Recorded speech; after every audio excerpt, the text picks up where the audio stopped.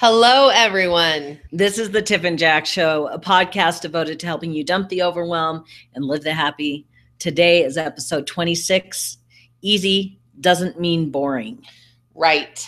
And we'll explain to you a little bit more all about that. Tiff posted a question on Facebook about, what was the question? The Tiff? question was, I'm actually looking for it on Facebook. Something about life being easy. Yes. Would you rather have an easy life or a challenging life? And there were so many different answers, but a general theme was that an easy life was synonymous to a boring life. Yeah. So we'll be sharing some of the comments and we'll be speaking to those because we have something really important to share about life being easier than challenging. But first, let's just talk about the week. Yeah. Wow. I don't know about you, but if you're listening to this right when it's released, we have just come off of Mercury retrograde. Mm-hmm. We've come off huge solar flares, 3 or 4 hurricanes coming in, massive earthquake in Mexico. Earthquakes in last Idaho. Night. Oh, Lord, it's been crazy. Yeah, so I'm not sure where Hurricane Irma is right now, but it's supposed to be hitting the eastern seaboard of Florida. Uh-huh. And also, I think Josie. I'm not sure if that's right, but there's a couple more coming in and some tsunamis. It's kind of crazy. And being people that talk continually about hope and peace and joy and pleasure and fun and creating the life that you want, a lot of people have reached out and said, I'm feeling pretty hopeless. Yeah. In fact, when in the middle of the night, when you were because you were awake at 2 a.m. again, and you read about the earthquake in Mexico and what was happening there, and feeling a little unsettled, like oftentimes in the middle of the night anyone could. Yep. And more than anything, it just really comes down to, even in the face of natural disaster and calamities, that ultimately what our eyes are telling us as us being unsafe, that truly within it all there is safety within whatever scenario any of us are facing, because the universe does indeed have our back. Totally. And is assisting us with inspired thought and action that helps us to continue to move forward and deal with whatever it is that's coming our way, or even deal with the aftermath that we're left with. Yeah. So if you happen to be listening to this podcast and you live in Houston and you're dealing with the aftermath of that hurricane or any other disaster, just know that we're here and we are a voice of hope and clarity, reminding you that tap into the universe and know that there's help for you. Yes. No matter what's happening. I got a message a couple of days ago from a friend that lives in Georgia, and she's evacuating. And she said, this is where I am. And it showed where one of the hurricane, or part of the hurricane, will hit where she lives. And I said, are you scared? And she said, yeah, I'm afraid I'm not going to have a home to come back to. And I just wanted to know how she felt about that. Because, we're here in Utah. We're not having any natural disasters. We're in a pretty good place. We've had our experience with natural disasters at other times, but, right now we're in a good place. And I feel the heaviness in this country. I can feel it. It's been weighing on me. And I do my work to keep myself in alignment, because I do know whether it's in your personal life or in your country or in the world, balance is always being restored. So sometimes there's upheavals. I love that. Upheavals that clear things out.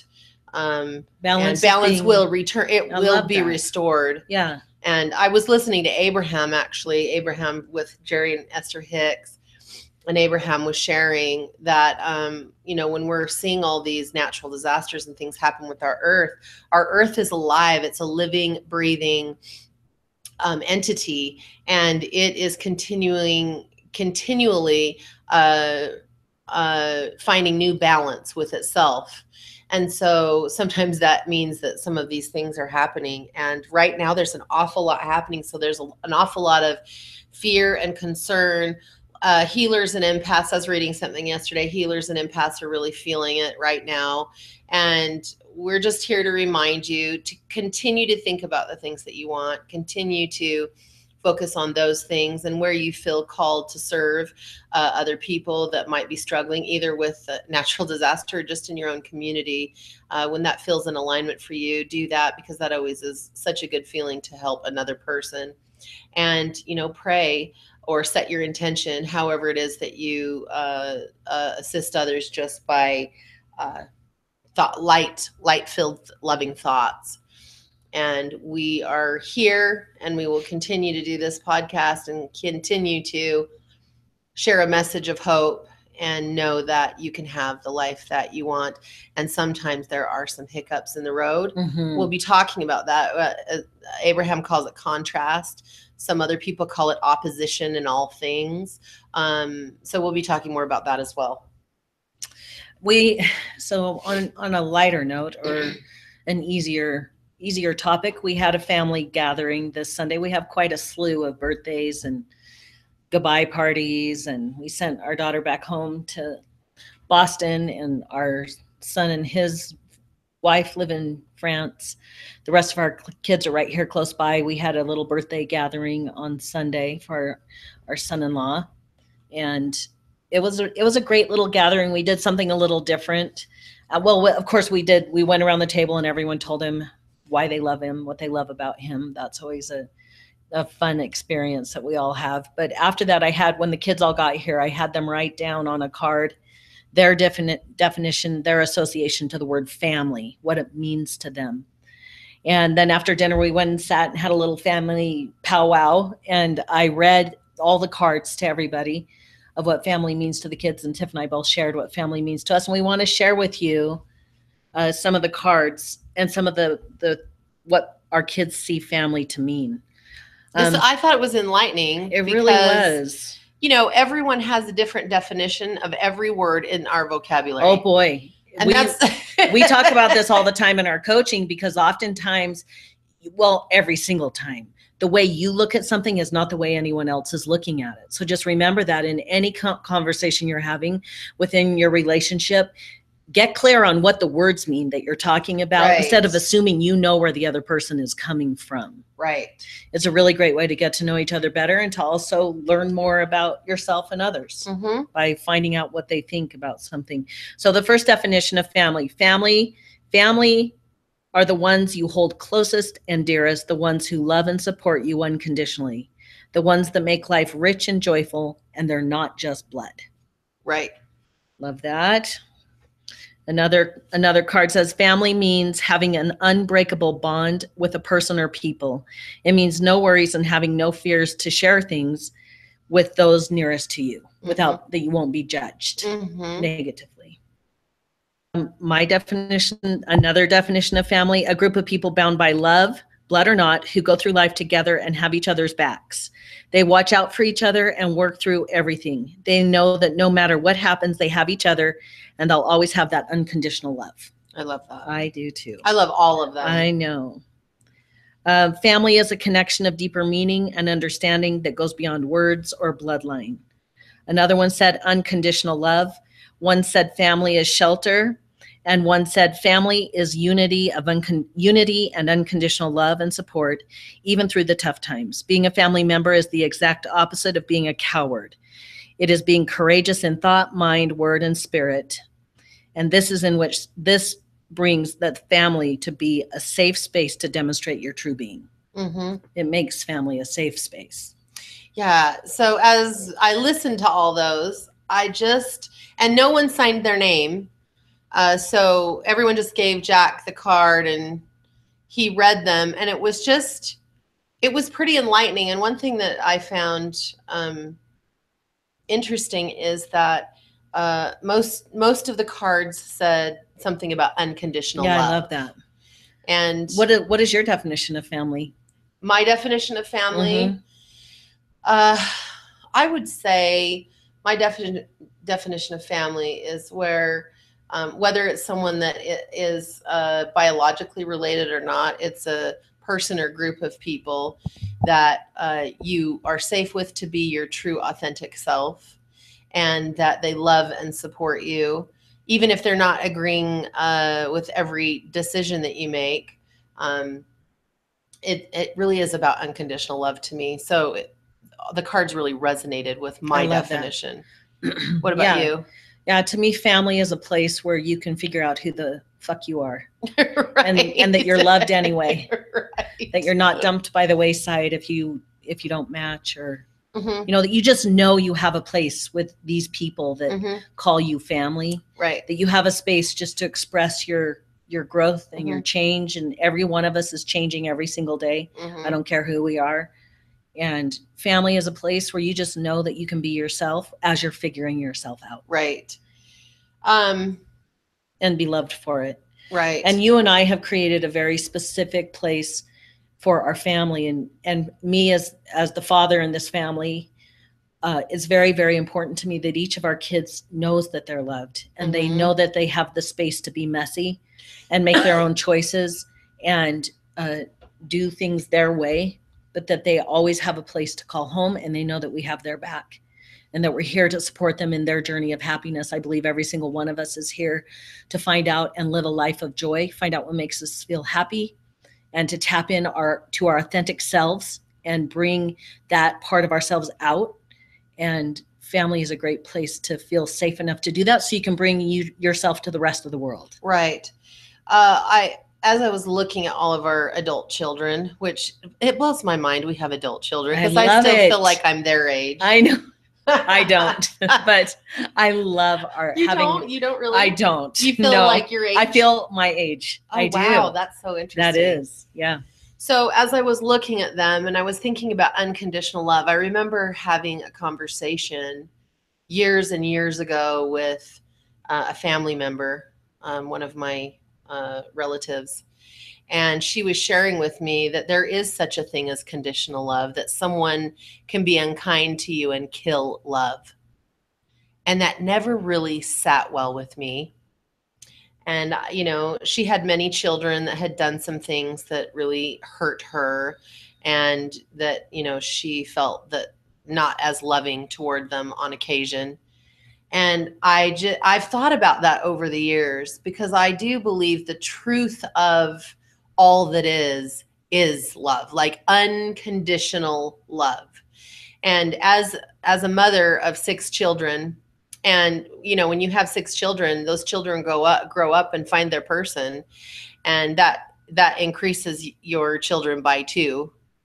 So 2 times. So, we have 10 children at this point, and when everyone is with their person, that will be 12 children. And then of course we'll have grandchildren coming.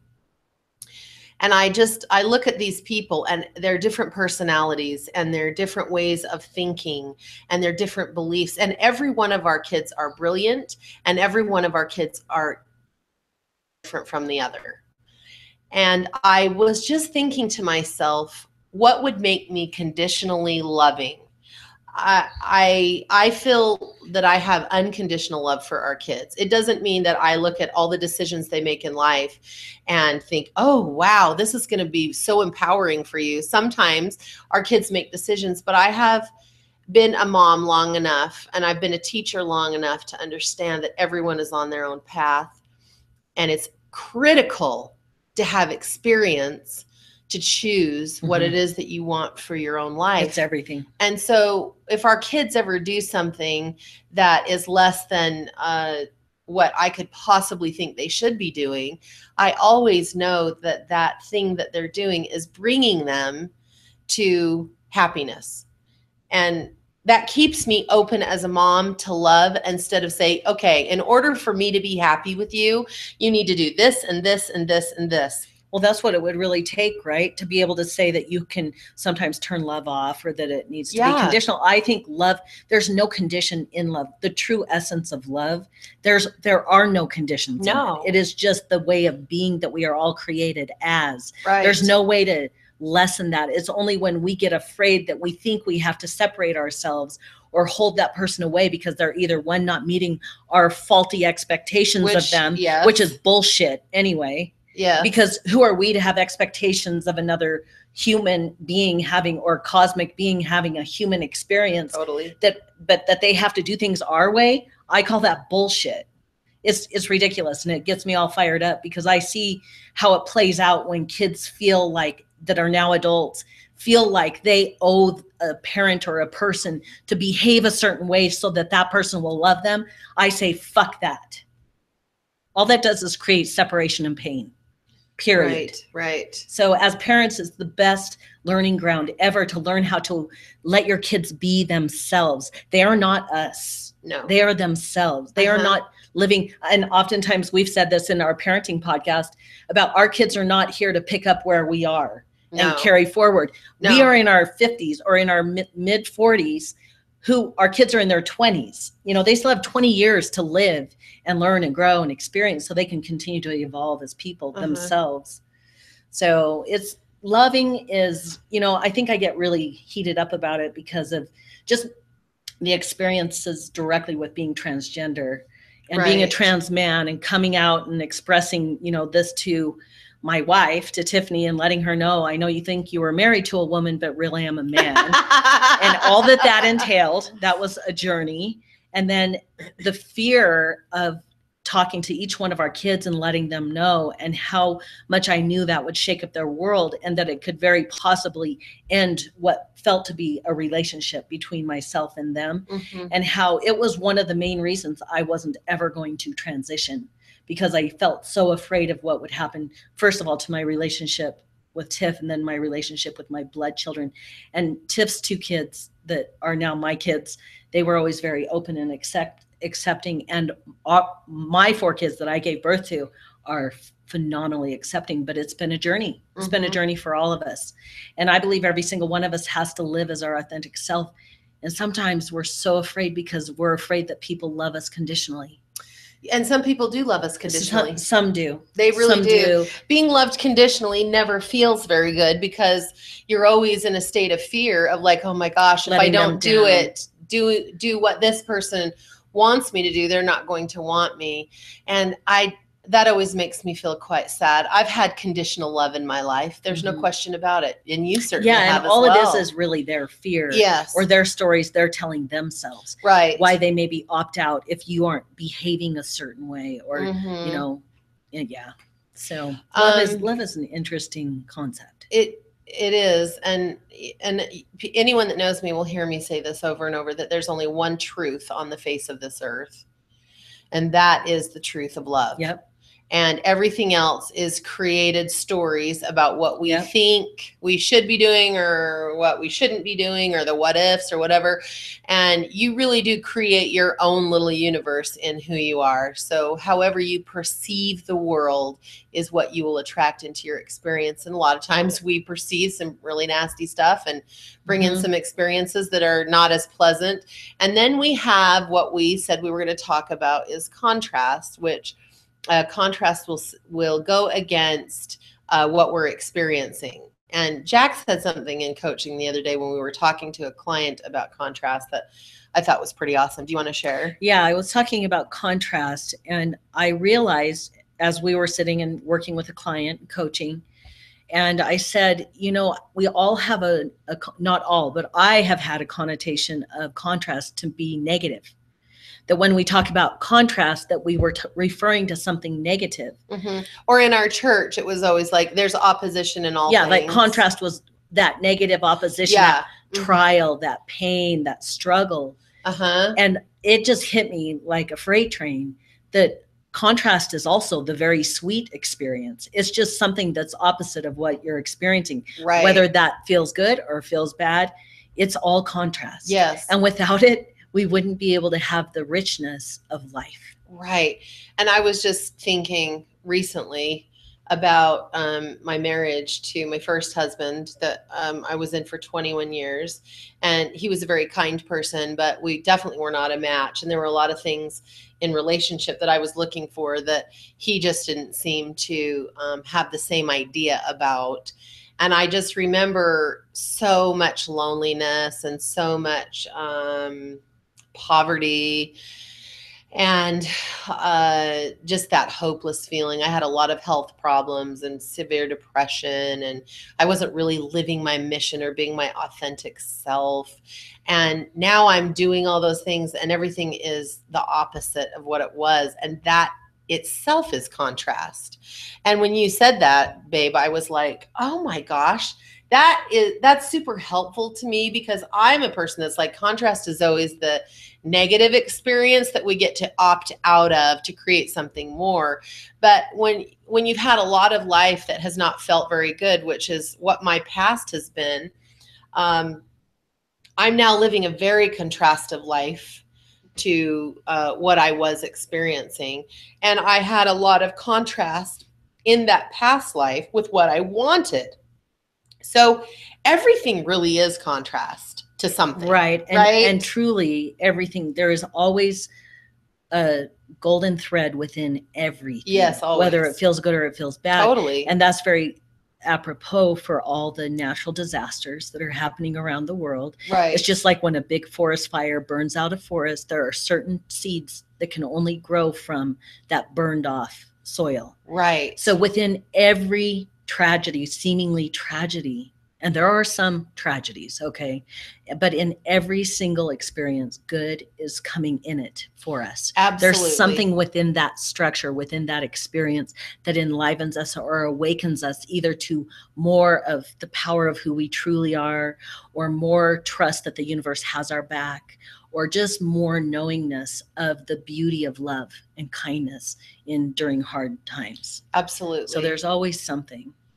And I just love the thought that this too shall pass. So when we're in the what feels to be the hard experiences of life, we always know that those things pass. I used to make this joke years ago when things were so hard for me. And notice that I'm using the word hard because we're really going to be talking more about that. But I remember thinking, at least I have variety in the hard things. Well, there you go. That was the only positive I could adorable. find. And, I spent so many years in bed with severe depression. And looking back now, I was just in a process. Okay, here's something interesting. I was definitely in a process of figuring out what I wanted and what I did not want. But all of those years that I spent in bed, I was thinking, and I was having all kinds of enlightening experiences. And those are the very things that we teach right now. All that time that I took, all that time I was in bed, and I thought, oh my gosh, I'm never going to get out of bed. I'm going to be in bed all of my life. I feel so bad. There were enlightening moments in the middle of the night, or there were some really painful moments in the middle of the night that brought me into more enlightening moments. That's a beautiful example. And so, my life, what it was back then, was just part of the contrasting experience that I'm having now. And now is a contrasting experience to what I was having then. Mm-hmm. And the one I'm in now feels so much more joyful and is empowering to create more of the things that I enjoy in life. Mm-hmm. And one thing that I have learned through everything is unconditional love. Yep. So this really is all tied together. And having our family sit down and actually talk about family, and everyone's interested in unconditional love, and including us as parents. And our kids have been rock stars when it comes to unconditional love, for sure. Yeah, haven't they? Mm-hmm. Beautiful examples of love. Something sparked in my mind as you were talking about your going through those years of severe depression, and how that's where you, during those very dark times that felt very heavy and hard and dark, were some of the most light, enlightening thoughts coming into your mind. Yes. And it's true. We teach so many of those things that came in fully and deeply into your knowingness, so that you now become the teacher of those things. Mm-hmm. And I know that another beautiful thing that came from that experience, for you going through that experience, is every time we sit with someone in coaching that is seriously depressed or is coming off some serious depression, they can, and it's going to make me cry. Oh my God. Because I can see that they can make it. Like, I watched you, I saw your journey, I saw how hard it was, heard about it, because right when we met is when you were making that turn to come back into your life again. Mm-hmm. But I have heard firsthand what that experience was for you. And so every person that sits in our office that is talking about how depressed they feel or what's happening for them, I have a knowing as I'm listening to them that they're going to be okay. They're going to find their way out, because it's possible, because I am with a woman that did. and is now living a beautiful self-created life rather than in bed depressed. As you were sharing that, what is so perfect, because it's so full circle, what I'm going to share is during that time, right when we met, right when I walked into that meeting and met you, you introduced me to what was possible, and that is what made my mind change and get out of depression. Oh my God. So you were that place for me. And then when people come in to see us, I can share with them where I've been, and I become that place for them. Exactly. Like that is that. That's Oh my the beauty God, of it. that's That's so the awesome. beauty of it. That's exactly wherever you are, our listener, wherever you are right now in your life, your experience in this moment is going to be part of your ability to love your human family more and to be loved more by the people around you, because you have a story that you are living, that you're here. And if it's one of those hard times that feel really shitty and rough, oh, there is so much good that's coming for you because of this or through this. Right. As you move through it. And there's always light at the end of the tunnel. There always is. Right. Mm-hmm. So thanks for sharing that. Yeah, you too. I love it when you share about our past. And every time I think about how far we've come, good Lord. I know. We can just talk about transitioning in your 8 years of depression like it's nothing. Like, here we are on the other side. Life is so good. But the contrast is here for us. We had contrasting times and experiences that make this experience right here, right now, today, so sweet. And since we're talking about easy and hard, I asked that question we talked about at the beginning of the podcast. I love your questions that you ask. Yes, I ask some thought-provoking questions on Facebook almost every day.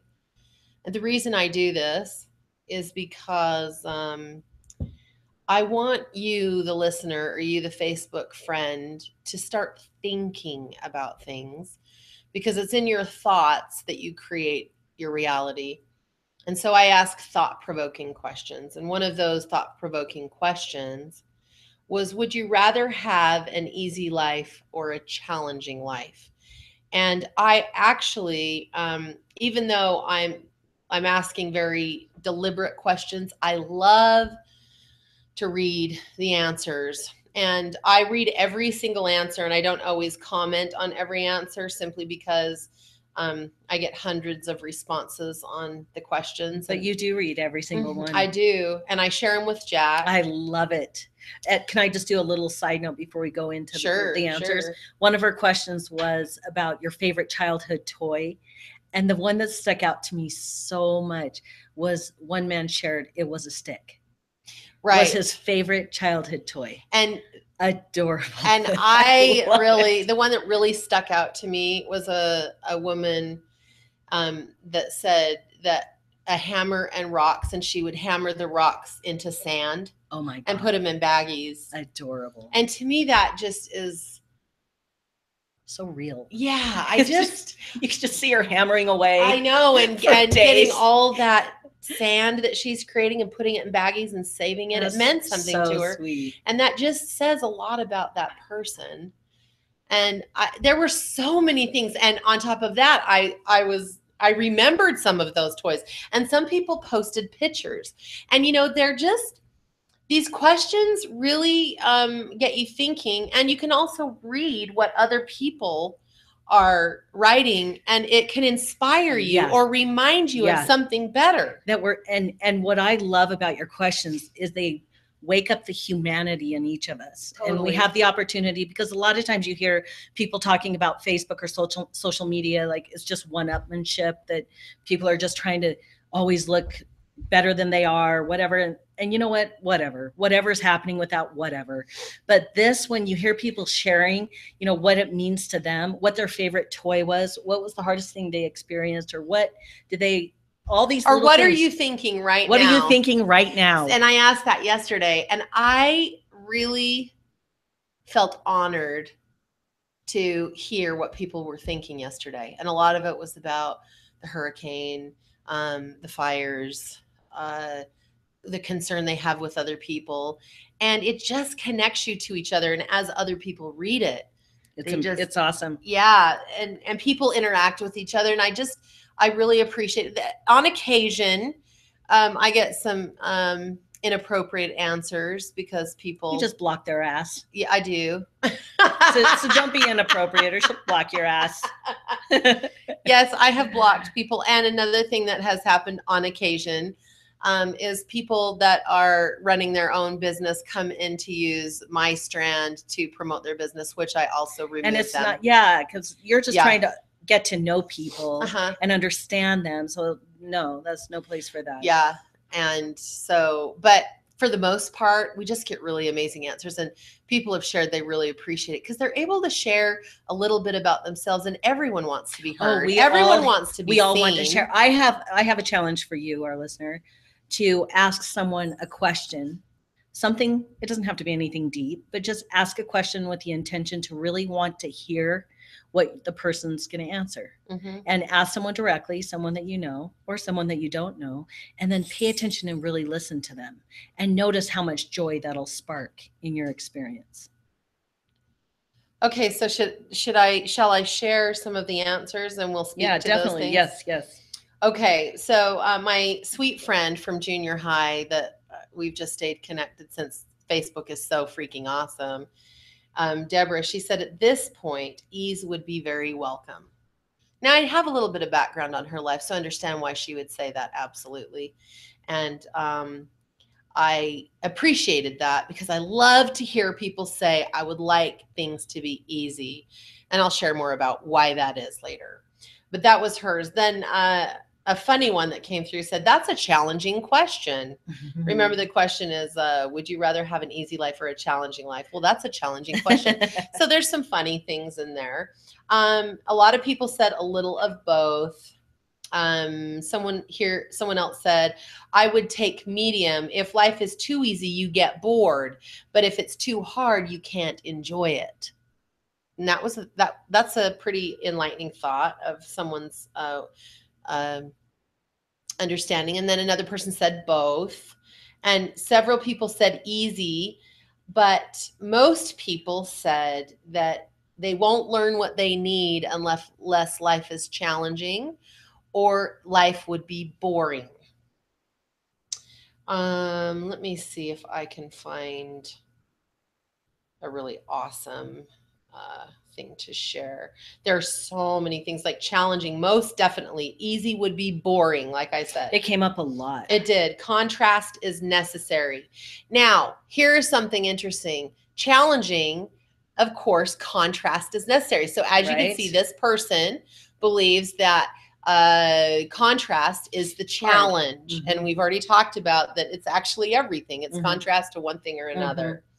A challenging life, easy is boring. Challenging is my preference because easy is boring. So we're going to talk about this. Let's do it. Yeah. So let's talk about what easy means. What does easy mean to you? I'll give you an example of what easy is to me. Okay. So Tiff, you and I, we went up, it was on Labor Day, actually, just this past Monday. And we went up, we are reading an awesome book right now, which is one of the things we love to do together. We go to beautiful places and sit and read books that we love and then sit and talk about what we're reading. So we went up to Red Butte Garden, which is a botanical garden right here in our lovely Salt Lake City, Utah. And we walked up to the highest point that you could get to and sat in the most comfortable chairs. They've just created a water conservation part of this botanical garden. It is so beautiful. Oh my gosh. And you walk clear up on the mountainside. So you're up high, you have a view, a very gorgeous view. We sat in these amazing, comfy, gorgeous chairs with just enough of a shadow and a perfect breeze. And it was a sunny, warm day. It was so easy. Life felt so delicious and easy. Everything about that experience was easy. It was so delicious. So to me, easy, that was an example of easy in my life. And I would say that in my own experience, easy is definitely linked to good, feeling good, enjoying it. Right. And to me, easy simply means you're moving with the flow of the universe. And challenging means pushing against the flow or being in resistance. Yeah, that's another topic. Yeah. And, the resistance piece. Yeah. We did a podcast not too long ago about living a life of least resistance. Now, effort, life takes effort. You have to make an effort to clear your thoughts that are negative. You have to make an effort to go to work in the morning. Sometimes you have to make an effort just to get through the day because there's so much going on. But we just want to talk about, life being easy or hard. And the only thing that makes something hard or challenging is your perception. Because, going, like Jack talked about, going to the water conservation garden. I had an interesting experience when I got there, and I'm going to share it. This is so perfect. Yeah, this is life. This is real life. So listen up. This is awesome. So I have a soybean allergy. Okay. It sucks. And here's the deal. I've had dairy allergies, and I've had gluten allergies and all this stuff. And I've done a lot of healing work with changing my diet and repairing my digestive system. And I have overcome my gluten and all this stuff, and come to find out that I have a pretty severe soybean allergy, and there is more soybean oil and other things than there was with dairy and gluten, for God's sake. So I have felt a little frustrated, but if I go to a restaurant and I start feeling pretty sick right after, I am like, oh, I can't eat that, because it's pretty hard to figure out where the soybean oil is in everything. So we went to breakfast, and I definitely had gotten some sort of soybean oil. And Jack said, well, after breakfast, we're going to go to the garden. And I'm like, in thought, that was amazing. In actually doing it, I felt a little overwhelmed, because all of a sudden I felt super tired and achy, and my stomach was hurting, which is what happens when I get soybean oil. And I said, okay. And so we got to the garden. You didn't even say anything to me about how you were feeling at that point. Because you would have said, okay, let's go home. Yeah. And I'm like, let's just have a life today, instead of me having to rest because I accidentally got something in my body I didn't want to. So we get up there, and we're walking in, and I seriously am like, I don't know how I'm going to climb up all the little hills to get up to the top of that conservation garden. And I just said to myself, you know what? This is my life. And I am choosing to have a joyful experience and to have an easy experience. And then I just started walking. And before you know it, I had zero pain in my body. Now, this just speaks volumes about how powerful the mind is. And it started out feeling like a challenge, or it started out feeling hard. And I opted out of that by changing the way that I thought about the experience. And we had the most delightful time. It was fantastic. And I didn't have any pain in my body. I just walked up the hills, and I was just loving the sunshine and the breeze, and we were reading our book, and it was just so joyful. So the beginning for me felt to be a challenge, but I'm like, hey, I don't really having the challenge. Many people would like things to be hard and a challenge because they want to prove to themselves that they have what it takes to overcome things. Many people on this strand said, I have had enough challenges in my life. I'm ready to have it easy. You can have it either way. You can have a challenging life where you're trying to overcome continually hard experiences, or you can move with the flow and trust the universe and find more ease than you have ever found. And let me tell you something, if you think easy is boring, you are mistaken. Yeah, just like my time, I would call it easy. At Red Butte, there was nothing boring about that. No. Sitting up there and doing, and it was the easiest. It was just so ever. Joyful, wasn't it? Mm-hmm. And it doesn't mean you're not going to have challenging or what feels to be hard times. Yeah, definitely. Excuse me. That's just part of the movement of life. Yes, but that doesn't mean you have to stay there, and it doesn't mean that you have to keep creating hard experiences. One thing that we do notice often is, especially working with people, we help people get out of their own way so that they can just enjoy the flow of universal energy moving them through life. Does that mean, you sit there and you just wait for the universe to do everything for you and you don't do anything? You're just bored. No. It simply means that you set your intention and then you allow the universe to arrange the details for you, and then you act in inspired action. Whenever you do those things just feel so peaceful and easy. Mm-hmm. And they bring you into so many And it can still, opportunities. yeah, it's oh my still gosh. very active, and you're doing Mhm. the things that feel good to you, or you're taking the action on your business or your work or whatever you're working on, and it feels good. Mhm. You feel like you're in alignment, and you're so much more productive when you're in a state of ease and flow rather than force and challenge. Right. Now, if you're in a competition or you're in a race or whatever, and you're like, this is just really challenging and it feels good to you, then I say go for it. Personally, I have had a lot of life that has felt extremely difficult and challenging, and it wasn't until I started changing my thoughts that I began to create such a joyful life experience. And there are days when I don't feel fantastic, but then I have the option to change my thoughts about that day, and then of course it changes what comes into that day for me. So if I'm feeling depressed or sad or hormonal or angry, I'm like, okay, how do I want to feel today? Well, I want to feel joyful and happy and have amazing connections with people. And at work, I want all the sessions to be just amazing.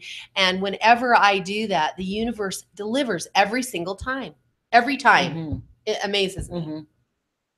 So that's my soapbox. Yeah, I love that. I was just thinking as you were talking about when you hit those times that are challenging, and you just don't feel that great, or you're tired, or you're Mhm. having one of those days where you just feel blah, or it's Mercury retrograde and you're feeling Mhm. it, whatever it is.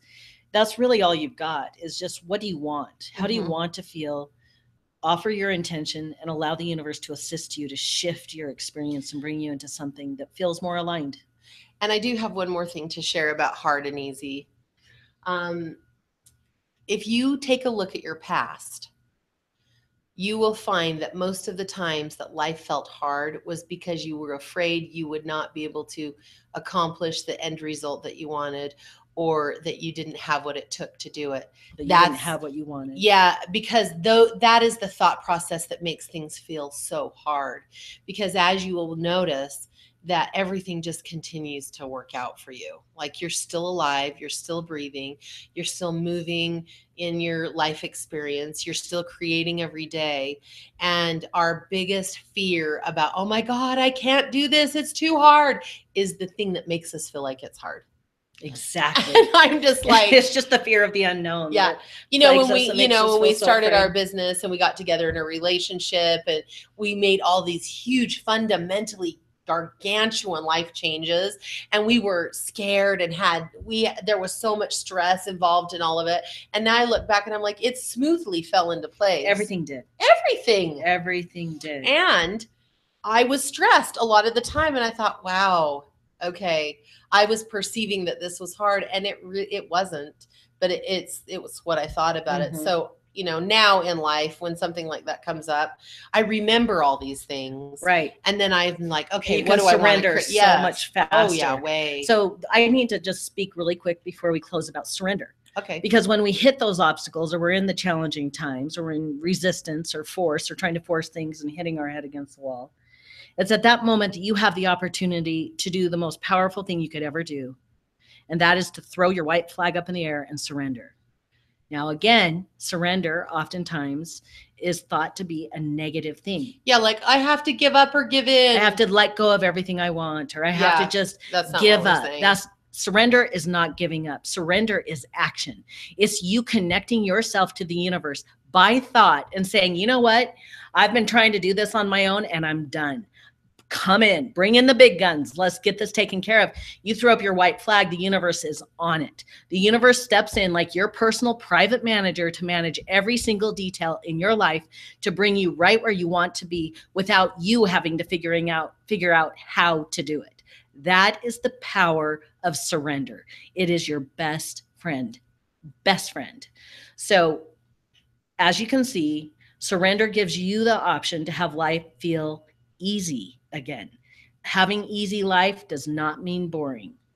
Surrender does not mean that you'll never do anything again. Surrender does not mean you turn it over to God and that you have no further role to play.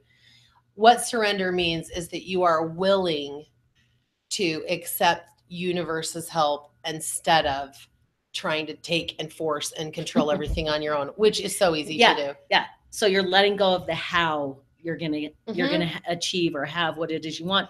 And just like Tiff said, when you look back to your past, your biggest issue was the fear you wouldn't have what you wanted. Right. And it puts you into resistance. And that's where you just let the universe manage it, and voila. Yeah, surrender is a big thing in my life, because everything that I have chosen to create in life has come at me surrendering the how. Yeah, you're so good at And that. you know, surrender. So good. People are like, I think it's Deepak that says, let go of your attachment.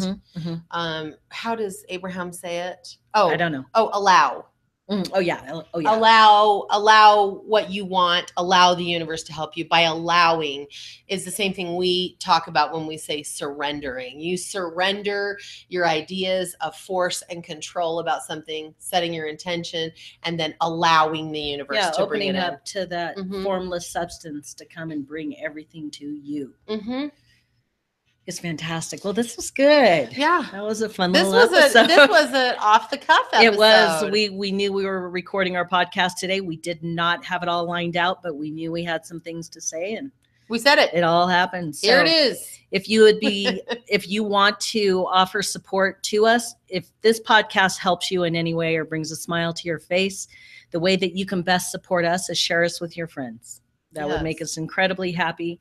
If something we've said about coaching, life coaching, if you'd be interested in exploring coaching with us, jump over to our website, tiffandjack.com, and you can get the information there that you need to jump in and explore that. If you have any pertinent questions, email us at info@tiffandjack.com. And go to Facebook and answer the questions. Yeah. Jump on Tiffany Walker's Facebook page. And you can answer her awesome questions and see what everyone else is saying. It's fun. It's really great. So, and the last thing, of course, that we would want you to do is to eat dessert first. Because life is meant to be devoured. We're Tiff and Jack, and we will most definitely be back. Yes, we will.